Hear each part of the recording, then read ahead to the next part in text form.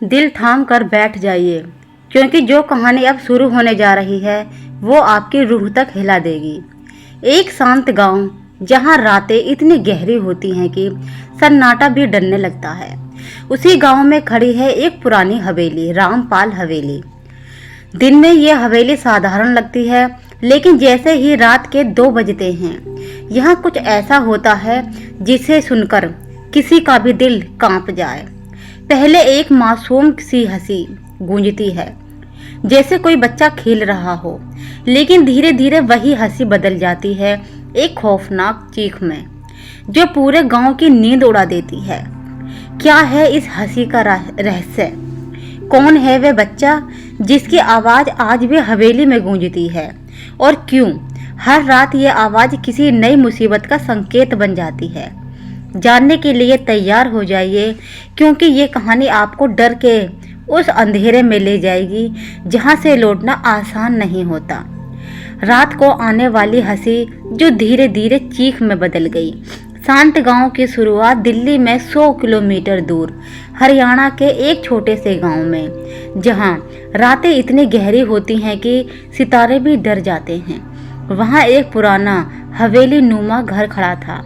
इस घर का नाम था रामपाल हवेली।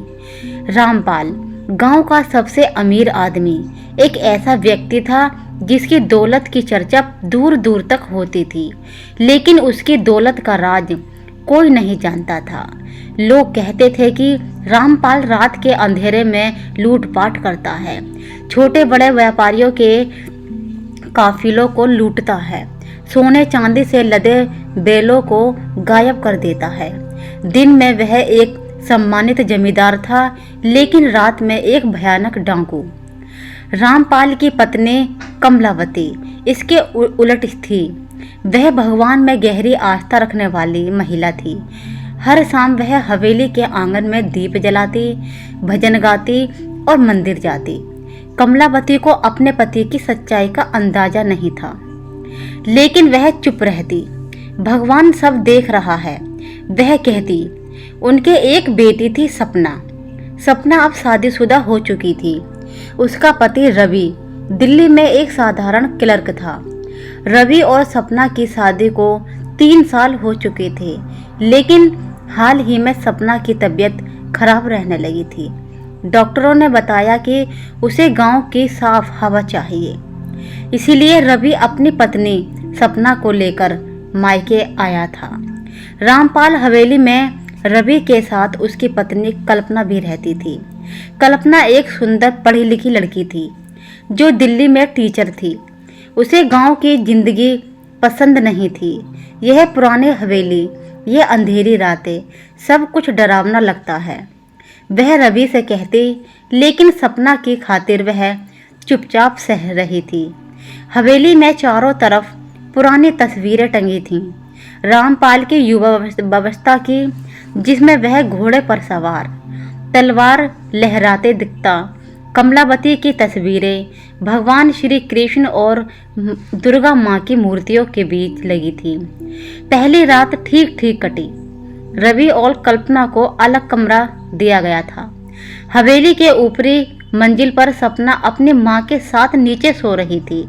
रात के 2 बजे जब सब सो चुके थे, हवेली के आंगन में एक हल्की सी हंसी की आवाज आई।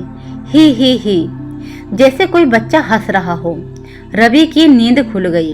वह बिस्तर से उठा, खिड़कियों की ओर गया। बाहर अंधेरा था, सिर्फ चांद की रोशनी। हंसी फिर आई, धीमी। मासूम कौन है? रवि ने पुकारा, लेकिन जवाब में सिर्फ हवा का शोर। कल्पना जाग गई। क्या हुआ रवि? कुछ नहीं, शायद कोई बिल्ली। लेकिन रवि को लगा कि हंसी इंसानी थी। हंसी का रहस्य।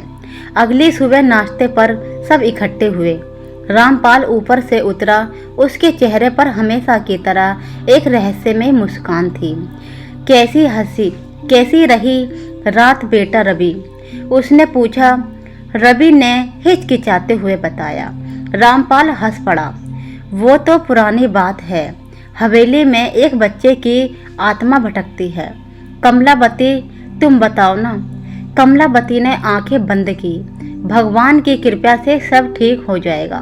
वो हंसी किसी मासूम बच्चे की है जो सालों पहले वह रुक गई।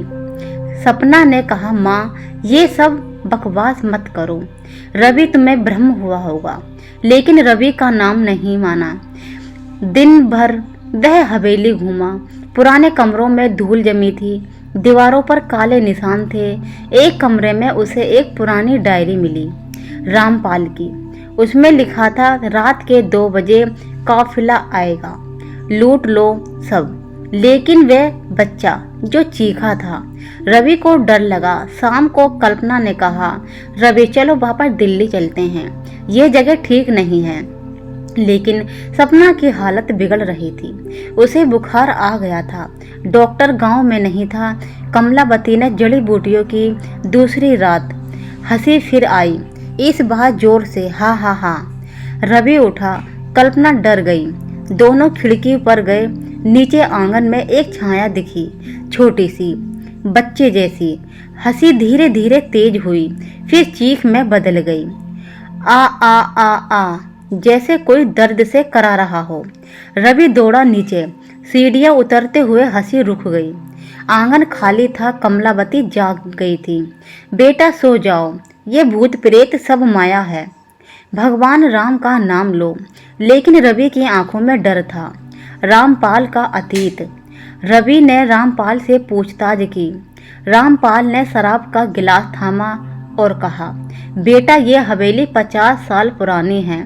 मैंने जवानावस्था में लूट मार की, काफिलों को लूटा, सोना चुराया। लेकिन एक रात एक काफिले में एक बच्चा था, 5 साल का।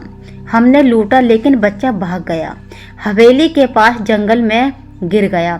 उसकी चीखें रात भर सुनाई दी। सुबह सब मिला। कमलावती ने दाह संस्कार किया। तब से वह हंसी आती है। पहले हंसता था, फिर चीखता था। कल्पना ने सुना तो कांप गई। फिर हम यहाँ क्यों रुके हैं? सपना ने कहा, माँ की आस्था है। वो कहती है कि भगवान माफ कर देंगे। रवि ने डायरी पढ़ी। उसमें और राज थे। रामपाल ने कई हत्याएं भी की थीं। एक रात वह खुद लूट पर गया। सपना को बुखार था लेकिन रवि सो नहीं पाया। तीसरी रात हंसी आई, इस बार कमरे के अंदर ही। बिस्तर के पास रवि ने टॉर्च जलाई। कुछ नहीं, लेकिन हंसी धीरे धीरे चीख बनी। माँ माँ, बच्चे की आवाज। कल्पना चीखी। सपना का रहस्य। सपना की हालत बिगड़ती गई। वह बड़बड़ाती, हंसी चीख, बच्चा आ रहा है। कमलावती ने पूजा शुरू की। हवन किया। रामपाल गायब हो गया, शायद लूट पर। रवि ने गांव वालों से पूछा। एक बूढ़ा बोला, रामपाल का बच्चा नहीं मरा, वो बच्चा काफिले का था। लेकिन रामपाल ने उसे मार दिया क्योंकि बच्चे ने पहचान लिया। कमलावती जानती थी सब। रवि लौटा रात को। हंसी फिर। इस बार सपना के कमरे से रवि दौड़ा। सपना सो रही थी लेकिन उसके मुंह से हंसी आ रही थी। हा हा हा, आओ खेले। फिर चीख मार डाला। कल्पना ने कहा, ये सपना है, सपना में घुस गया है। कमलावती रोई। मैंने छुपाया था। रामपाल ने बच्चे को मारा था। मैंने भगवान से मांगा था माफी, लेकिन वह लूट आया। सपना जागी, आंखें लाल थीं। मैं भूखा हूँ। वह रामपाल की तरह लालची हो गई। रवि ने बांध लिया चरम भय। चौथी रात रामपाल लौटा, खून से सना, लूट सफल। लेकिन हंसी पूरे घर में। बच्चे की छाया सबको दिखी। सपना चीखी, वह आ गया है।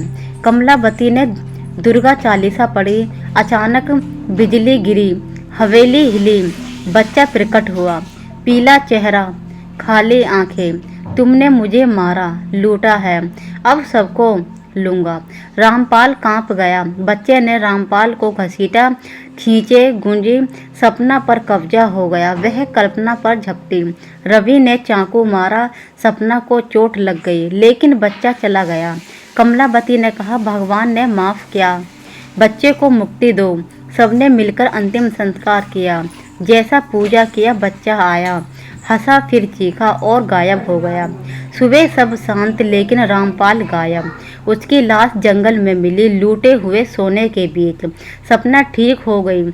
रवि कल्पना दिल्ली लौटे, लेकिन हर रात उन्हें हंसी सुनाई देती रही, धीरे धीरे चीख में बदलती रही। तो दोस्तों, ये थी आज की वह खौफनाक कहानी जिसने हंसी को भी डर में बदल दिया था। अगर आपको ये कहानी पसंद आई हो, तो आपके रोंगटे खड़े हो गए हों, तो वीडियो को लाइक ज़रूर करें और अपने दोस्तों के साथ शेयर करें, ताकि वो भी इस डर का एहसास कर सकें। हमारे चैनल पर आपको ऐसे ही रहस्यमय, डरावनी और दिल दहला देने वाली कहानियाँ मिलती रहेंगी, जो आपको आखिर तक बांधे रखेंगी। इसीलिए चैनल को सब्सक्राइब करना बिल्कुल ना भूलें, क्योंकि अगली कहानी और भी ज़्यादा खतरनाक होने वाली है। याद रखिए, कुछ आवाज़ें कभी ख़त्म नहीं होती, वो सिर्फ आपका इंतज़ार करती हैं। दोस्तों, आपको कहानी कैसी लगी? अगर आपको हमारी कहानी पसंद आई हो, तो रोज़ाना आपको ऐसी ही अनोखी कहानियाँ देखने को हमारे चैनल पर मिलती रहेंगी। आप हमारे चैनल पर ऐसे ही बने रहें। आपका धन्यवाद दोस्तों।